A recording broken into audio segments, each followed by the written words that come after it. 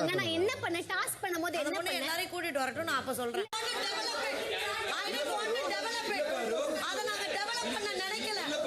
Hi hello எல்லாருக்கும் வணக்கம் and welcome back to our channel. So இன்னைக்கு பிக் பாஸ் வீட்டுக்குள்ளே முழுக்க என்ன நடந்துச்சு அப்படின்னு சொல்கிறதுக்கு முன்னாடி பார்வதி பண்ண எச்சத்தனம் இருக்குல்ல, அது இதுக்கு முன்னாடி பண்ண எச்சத்தனத்தெல்லாம் விட ரொம்ப ஓவராக தாண்டி போயிடுச்சுன்னு சொல்லலாம். என்ன பண்ணாலும் சரி கண்டென்ட் கொடுக்குறாங்க, பாரு தான் ஃபயரு, ப்ரொமோ கிங்கு பார்வதி அப்படின்னு சொல்லிட்டு இருக்கவங்கெல்லாம் தயவு செஞ்சு இதுக்கப்புறமாச்சு கொஞ்சமாச்சு திருந்துங்கடா. ஒன்றுமே இல்லைங்க. இன்னைக்கு அந்த பெஸ்ட் ஃபர்ஸ்ட் பர்ஃபார்மர் பேசிக்கிட்டு இருக்கும்பொழுது ஆபாச குறியீடு காட்டினா பாரு, அதை பற்றி சொல்லு அப்படின்னு திவாகர் பார்வதி காதில் ஊதிக்கிட்டே இருக்காரு. பார்வதியும் ஆமாம் சொல்கிறேன்னு சொல்லிட்டாங்க. அங்கே பாருங்களேன், அந்த அரோரா கூப்பிடுறாங்க. நான் என்ன ஆபாச குறி காமிச்சேன், சொல்லு பாருன்னு சொல்லும்பொழுது அதெல்லாம் நான் உங்ககிட்ட சொல்ல முடியாது, எல்லாரையும் கூட்டிகிட்டு வா சொல்கிறேன் அப்படின்னு சொல்கிறாங்க. அதாவது அதே லிவிங் ஏரியாவில் எல்லா பிக் பாஸ் ஹவுஸ்மேட்ஸும் வந்ததுக்கப்புறமா நான் சொல்கிறேன் அப்படின்னு ரொம்ப கேவலமான அட்டிடியூட் காமிச்சிட்டு போனால் இந்த எச்ச பார்வதி. அரோரா கேட்டாங்க, எதுக்கு எல்லாரும் கூட்டிகிட்டு வரணும், நீ தானே என் மேலே இவ்வளோ பெரிய அலிகேஷன் வச்ச, நான் உங்ககிட்ட பேசிகிட்டு இருக்கேன், நீ பாட்டு போய்கிட்டே இருக்க, கேட்டால் எல்லாரையும் கூட்டிகிட்டு வான்னு சொல்கிறியே அப்படின்ற மாதிரி சொல்கிறாங்க. வா எல்லாரையும் கூட்டிகிட்டு வா நான் சொல்கிறேன் அப்படின்னு மறுபடியும் பார்வதி இந்த எச்சத்தனத்தை காமிச்சாங்க. அப்புறம் ஒவ்வொருத்தராக எல்லாரையுமே கூப்பிட்டு வந்து உட்கார வச்சதுக்கு அப்புறமாவும் மறுபடியும் பார்வதி சொன்னாங்க. To be very very frank, Parvathi சொன்னதை வச்சு கூட அந்த இடத்துல எந்த ஆபாசமும் தெரியல. இப்படி வச்சு இப்படி என்ன ஆபாசம் இருக்குது, ஒரு இலவுமே கிடையாது. இதை வந்துட்டு ஆபாச குறின்னு சொல்லிட்டு அவங்களுக்கு தோணுச்சான். ஏன் தர்பீஸுக்குமே தோணுச்சான். அங்கே இருந்த வேறு யாருக்குமே அது ஆபாசம்னு தோணவே இல்லை. ஈவன் பாருக்கு சப்போர்ட் பண்ணுறவங்களுக்கு கூட யாருக்குமே அது ஆபாசம் மாதிரியே தெரியல.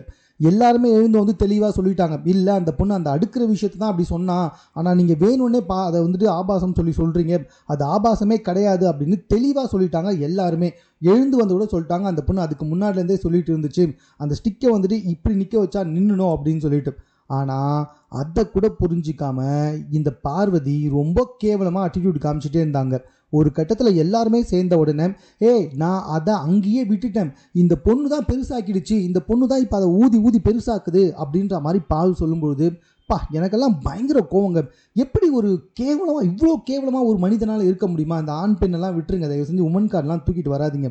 மனுஷனாகவே கேட்குறேங்க நான், ஒரு மனித இனத்தை சேர்ந்த ஒருத்தரால் இவ்வளோ கேவலமான விஷயங்கள் இருக்க முடியுமா? அந்த பொண்ணு உங்ககிட்ட தனிப்பட்ட முறையில் வா பேசலான்னு கேட்டப்ப எல்லாரையும் கூட்டிகிட்டு வான்னு சொன்னது நீ. இப்போ எல்லாரும் வந்ததுக்கப்புறமா வசமாக மாட்டிக்கிட்ட உடனே நான் அதை அங்கேயே விட்டுட்டேன், இவ தான் இப்போ இதை ஊதி இங்கே பெருசாக்கிட்டு இருக்கா அப்படின்ட்டு பார்வதி பச்சையாக நாடகம் மாறுறாங்க. இவ்வளோ கேவலமான ஒரு ஒரு ஆள் இருப்பாங்களா அப்படின்ற மாதிரி தோணுச்சு. அந்த இடத்துல சபையும் கேட்டுட்டு வந்தார். பார்வதி அதை அங்கேயே விட்டாங்கன்னா அப்புறம் எதுக்கு இந்த இடத்துல எல்லாரையும் கூப்பிட்டு வந்துட்டு இதை வச்சு பேசலான்னு சொன்னேன் அப்படின்ற மாதிரி. பார்வதியோட எண்ணம் என்னன்னா, அரோராவை வந்துட்டு இது ஆபாசமான விஷயந்தான் மாட்டி விடலான்ட்டு. ஆனால் அங்கே ஒன்றுமே இல்லை. சத்தியமாக இதை விஜய் சேதுபதி அட்ரஸ் பண்ணுவாருன்னு நினைக்கிறேன். அப்படி பண்ணனா சத்தியமாக விஜய் சேதுபதியவே நிறைய பேர் காரி துப்புவாங்கன்றதுல டவுட்டே கிடையாது.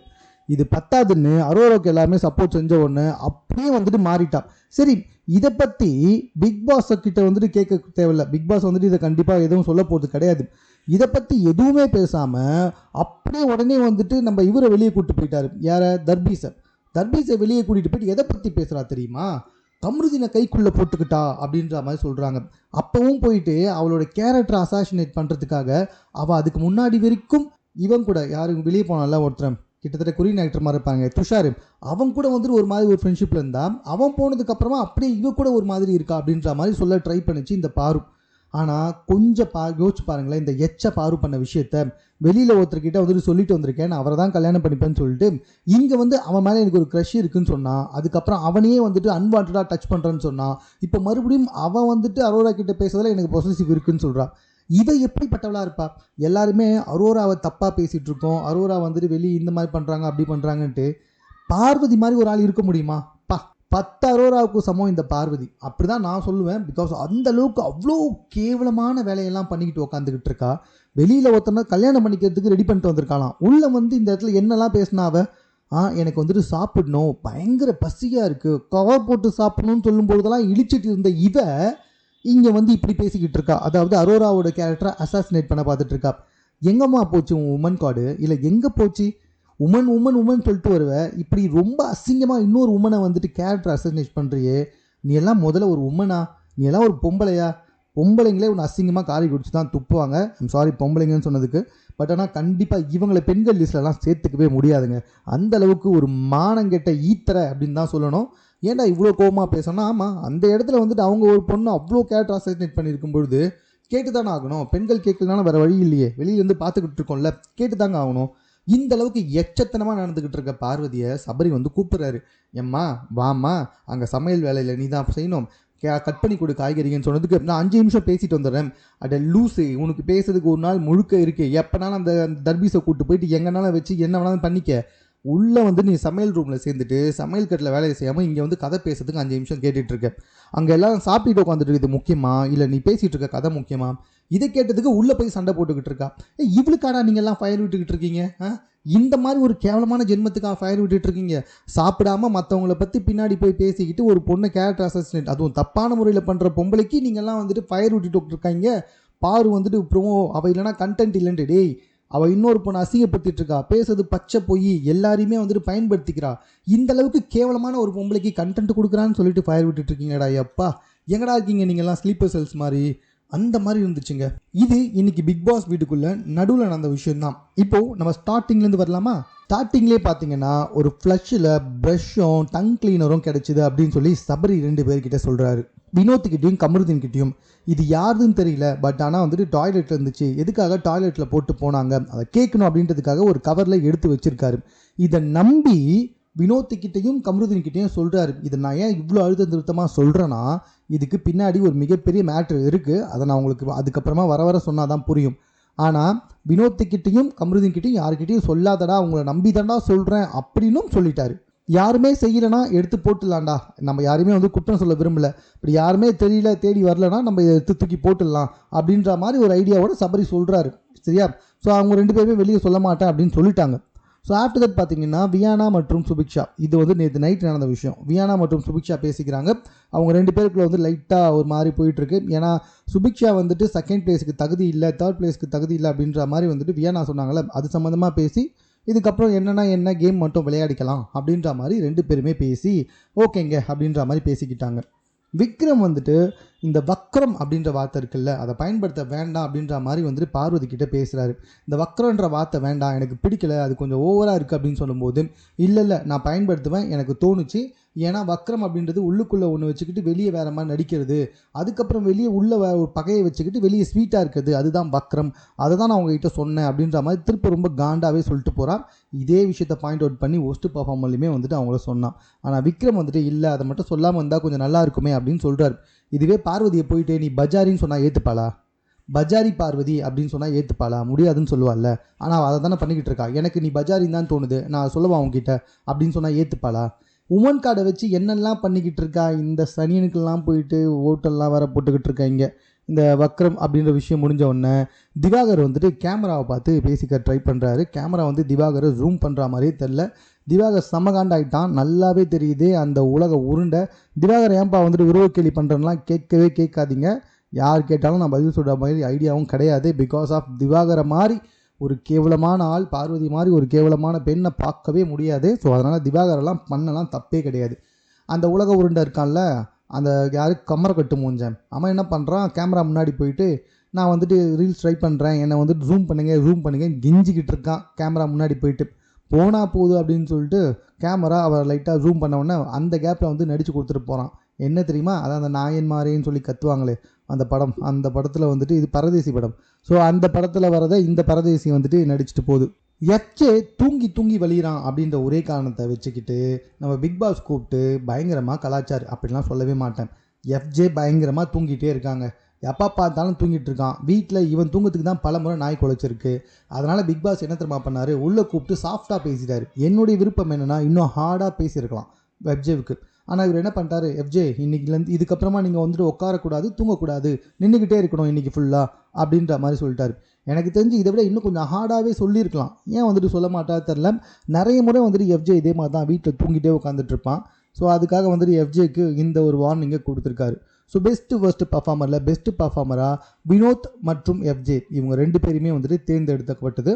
So maximum number of persons Vinoth சொன்னாங்க. ஆனால் எஃப்ஜேவெல்லாம் ஏன் சொன்னாங்கன்னு தெரில. ஸோ வினோத்தை வந்துட்டு சொன்னாங்க. அதுக்கப்புறமா ஒஸ்ட் பர்ஃபார்மரில் கனி மற்றும் வாட்டர்மெலனை பற்றி பேசிக்கிட்டே இருந்தாங்க. இப்படி ஒஸ்ட் பர்ஃபார்மர் பற்றி பேசிக்கிட்டே இருக்கும்பொழுது மறுபடியும் பாரு எழுந்து போயிட்டு நிறைய சில பேரை பற்றி பேசுறது, அதுக்கப்புறம் மறுபடியும் எழுந்து போயிட்டு அரோரா சில பேரை பற்றி பேசுறது. அந்த இடத்துல பிக் பாஸ் நல்ல வேலை குறுக்கிட்டார். ஏன்னா கொஞ்சம் யோசிப்பாங்க, நீ சொல்லிட்டு வந்துட்ட, மூடிக்கிட்டு உக்காரணும், அதை விட்டு மறுபடியும் போயிட்டு நான் இன்னும் சில விஷயங்களை சொல்ல விரும்புகிறேன் அப்படின்னு சொல்லிட்டு பயங்கரமாக பேசிக்கிட்டே உட்காந்துக்கிட்டு இருக்கா. ஸோ அதனால் கனியும் வந்து சொல்லிட்டாங்க, அப்போ நானும் இன்னும் நிறைய விஷயத்தை பற்றி பேசணும், நானும் நிறைய விஷயத்தை பற்றி சொல்ல வேண்டியிருக்கு அப்படின்ற மாதிரி கனி மேடமும் வந்துட்டு பயங்கரமாக கத்த ஆரம்பிச்சிட்டாங்க. இந்த பார்வதி ஒருத்தியால் மற்றவங்க எல்லாரோட கேமுமே வந்துட்டு கெடுது. பார்வதி மட்டும்தான் எல்லாத்தையுமே பண்ணணும்னு நினைக்கிறா, மற்ற யாரையுமே பண்ணவே விட மாட்றா. அவள் வெளியே போயிட்டாலே மற்றவங்களோட கேம் ஆட்டோமேட்டிக்கலாக வரும். ஆனால் அவள் உள்ளே இருந்துக்கிட்டு யாரையுமே கேம் விளையாடாமல் பண்ணிக்கிட்டு இருக்கா. உள்ளே போன கருமம் பிடிச்சவங்க இருக்கானுங்க பாருங்க, இந்த வைல்ட் கார்டு என்று சொல்லிட்டு போனானுங்களே, அவங்களே பார்வதி கூட சேர்ந்துக்கிட்டு குரூப்பிசம் பண்ணிட்டு உட்காந்துக்கிட்டு இருக்கானுங்க இந்த லூசு பசங்க. ஸோ அதை வந்துட்டு அவனுக்கும் புரிய மாட்டுது. சாண்ட்ரா பிரஜன்லாம் பச்சையாக தெரியுது. ஒருத்தரை மட்டும் டார்கெட் பண்ணி இவன் யாரும் நம்ம சபரியை மட்டும் டார்கெட் பண்ணி அடிச்சுக்கிட்டு இருக்காங்க. பார்வதி கிட்ட வம்பே வச்சுக்க மாட்டானுங்க. பார்வதியை பார்த்தாலே ஒதுங்கி ஓடிடுறானுங்க. இவ்வளோ பயந்தாங்கோலியாக இருந்துக்கிட்டு ஏன்டா உள்ளே போகிறப்ப அவ்வளோ பேச்சு பேசிட்டு போகிறீங்க அப்படின்ற மாதிரி தான் எனக்கே தோணுச்சு. ஸோ பார்வதிக்கு கிடைத்த ஒரு எக்ஸ்ட்ரா ஒரு 3 அடிமைகள் வேணுன்னா அந்த புதுசாக வைல்ட் கார்டு என்ட்ரியில் உள்ளே போனவங்களை வந்துட்டு சொல்லலாம், மற்றபடி பெருசாக சொல்ல முடியாது. தென் பார்த்தீங்கன்னா கனி வாட்டர்மெலன் இவங்க 2 பேர் தான் வந்துட்டு பிக் பாஸ் ஃபர்ஸ்ட் பர்ஃபார்மராக அனௌன்ஸ் பண்ணாங்க. ஸோ அவங்க 2 பேர் தான் போகிறாங்க. இதுக்கப்புறமா தான் நான் பேசின அந்த ஆபாச குறியீடு விஷயங்கள்லாம் வந்துக்கிட்டு இருக்கு. அரோரா கமுதினை வந்துட்டு கவுக்குறாங்க அப்படின்ற விஷயத்தை பற்றிலாம் பார்வதி போய் பேச கிச்சன்லேருந்து அப்புறமா அந்த விஷயங்கள்லாம் நடந்துச்சுல்ல, ஸோ அதெல்லாம் நான் பேசினது தான்.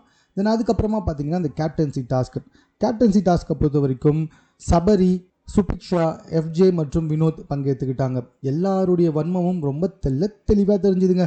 சுபிக்ஷா வரக்கூடாது, அதுக்கப்புறமா வினோத் வரக்கூடாது, சபரி வரக்கூடாது அப்படின்றது மட்டும் ரொம்ப தெளிவாக இருந்தானுங்க. ஸோ எஃப்ஜே வந்துட்டு கேப்டனாக வந்தாங்க. அது மட்டும் இல்லை, சபரியை சொல்கிறதுலாம் ரொம்ப அநியாயம், அக்ரெசிவாக ஆனா சில விஷயங்களை முடிக்க மாட்டான்ட்டு. ஆனால் சாண்ட்ராவும் இந்த பிரஜனும் பச்சையாக தெரியுது பாருவோட அடிமைகள் அப்படின்னு சொல்லிட்டு. பாரு ரொம்ப ஈஸியாக அவங்களெல்லாம் அசால்ட்டாக ஹேண்டில் பண்ணிட்டு போயிட்டேன்ட்டாங்க. எனக்கு தெரிஞ்சு அவங்களாம் பாருக்கிட்ட வச்சுக்க தேவையில்ல, நம்ம வந்துட்டு இவங்க வந்துட்டு கேம் பண்ணிகிட்டு இருக்காங்க, இவங்களே அடிச்சிடலான்னு சொல்லிட்டு இந்த சனிங்களே உட்காந்து கேமிங் பண்ணிக்கிட்டு இருக்கு, அதாவது குரூப்பிசம் பண்ணிகிட்டு இருக்கு. அது தெரியாமல் லூசுத்தரமாக என்னென்னவோ பேசி சபரியை வந்துட்டு பிடிங்கி விட்டாங்க. அந்த வந்து சுபிக்ஷா பாவங்க சின்ன பொண்ணு, அதை வந்துட்டு பிடிங்கிட்டு இருக்காங்க, அதுக்கு வந்துட்டு கை தட்டிட்டு உட்காந்துட்டு இருக்காங்க. இன்னொரு பக்கம் வினோத் வந்துட்டு பெண்களை பற்றி பாடுறாராம் தப்பாக, அப்படி சொல்லி வந்துட்டு நாமினேட் பண்ணதெல்லாம் அனாவசியம், உச்சக்கட்ட வியானா பண்ணதெல்லாம் ரொம்ப பெரிய எச்சத்தனம். ஸோ பெண்களை பற்றி தப்பாக பாடுறாரு, அதனால் நான் வந்துட்டு பண்ணுறேன் அப்படின்ற மாதிரிலாம் வந்துட்டு சொல்லிட்டு போனதெல்லாம் ஏற்றுக்கவே முடியாது. அதுக்குள்ளேருந்து அந்த கம்மர்கட்டு வாயன் இருக்கான்ல, அவன் வந்துட்டு கை தட்டுறான் திவாகர். ஸோ அதுதான் வந்துட்டு கேப்டன்சி டாஸ்க் நடந்துச்சு. கடைசியாக வந்துட்டு எஃப்ஜே அவர்கள் கேப்டனாக நியமிக்கப்பட்டார். ஸோ இறுதியாக என்ன நடந்துச்சுன்னா, கமருதீன் வந்துட்டு அவருடைய எச்ச வேலையை காமிச்சிட்டாரு. அதாவது அந்த விஷயத்தை நம்பி சொன்ன சபரியை ஏமாற்றிட்டு அதை போயிட்டு சாண்ட்ரா, பிரஜன் மற்றும் திவ்யா இவங்க 3 பேர்கிட்டுமே அந்த மாதிரி இருக்குன்னு சொல்லி, அதுவும் தலைவர் சபரிக்கு தெரியாமே எடுத்துகிட்டு போயிட்டு அவங்க கிட்ட காமிச்சிட்டு வரான். இது உங்களுக்கு தான் பாருங்கள், தெரிஞ்சா தூக்கி போட்டுலாம் அப்படின்ட்டு. எவ்வளோ கேவலமானவன்டா அப்பா கமருதீன், டேய் வேறு லெவல்ரா அப்பா அவன். இதனால் வரைக்கும் பார்வதி ஒன்று அடிமையாக வச்சிருந்தது தப்பே கிடையாது. நீலாம் ஜெயிக்கிறதுக்கு வாய்ப்பே கிடையாது. ஒன்று பார்வதிக்கு அடிமையாக போயிடு, இல்லைனா அரோரா காலை பிடிச்சிக்கிட்டே போயிடு, நீ எல்லாம் ஜெயிக்கவே மாட்ட. இந்த மாதிரி மற்றவங்க முதுகில் குத்திக்கிட்டு யாருக்காவது போயிட்டு அடிமையாக உட்கார்றது தான் உன் வேலையாக இருக்கும். நீ எல்லாம் சுயமாகவும் யோசிக்க மாட்ட, யோசிச்சாலும் உன்னால் ஒரு ஒன்றும் கிளிக்க முடியாது அப்படின்ற மாதிரி தான் தோணுச்சு. ஸோ இந்த அளவுக்கு கேவலமாக தான் விளையாடிட்டு உட்காந்துட்டு இருக்காங்க பிக் பாஸை. இவ்வளோ தாங்க இன்றைக்கி நடந்துச்சு. நாளைக்காச்சு விஜய் சேதுபதி நிறைய விஷயங்களை வந்துட்டு கண்டிக்கிறாளா, இல்லை விஜய் சேதுபதியை வந்துட்டு மேன் விஜய் சேதுபதி தான் நம்ம வந்துட்டு ஹேஷ்டாக ரெடி பண்ண போல் இருக்கு. ஸோ இது சம்மந்தமாக உங்கள் கருத்து என்னென்றதை கமெண்ட்டில் தெரியப்படுத்துங்க. மேலும் இது போன்ற செய்திகளை உடனுக்குடன் தெரிந்து கொள்வதற்கு சென்னை சேனலை சப்ஸ்கிரைப் பண்ணுங்கள்.